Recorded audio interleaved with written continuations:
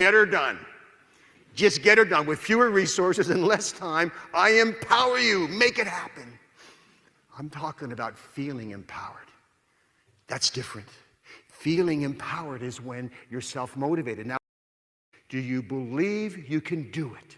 Do you have the time, the knowledge, and the training to do what we're asking you to do? If you answer yes, good. Second question, will it work? Do you believe that we're asking you to do the process will work?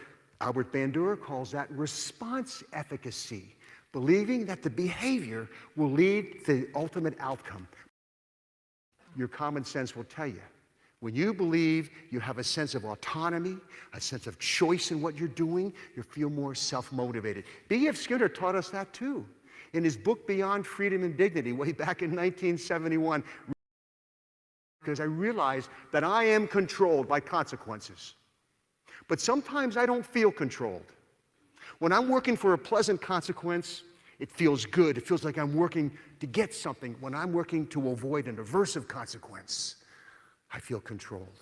That's called negative reinforcement. How'd you like to get drum lessons? How'd you like to play the drums? Oh man, would I ever? I'm thinking of Buddy Rich and Gene Krupa. Most of you guys don't know those names, but they were the drummers. In those days, a drum was in the front of the band.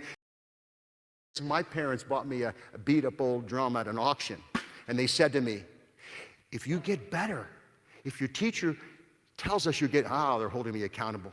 Teacher says you're getting better, we'll get you a better snare drum, and then a bass drum, and then some cymbals, and that was my vision, and that kept me going.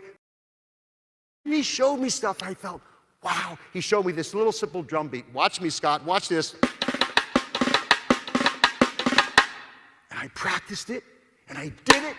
I'm feeling competent. He showed me a paradiddle. Listen, paradiddle, paradiddle. And he said, you go home and you practice next week, I want to see your paradiddle. And I said, I'm reading ahead. Because I'm self-motivated. I feel competent. I'm walking through Muhlenberg High School, Allentown, Pennsylvania, and I see the music teacher, and he says, I hear you're learning to play the drums. I said, yeah, and I'm getting good. He said, you can march in the band. You can be the snare drummer. Whoa, that felt good. Another vision. I can do a paradiddle. That's regression. I want to see a drum roll. Week after week, now we're talking about distress. Now we're talking about apathy. Now we're talking about learned helplessness. That's what psychologists call it. I remember walking through that elementary school and seeing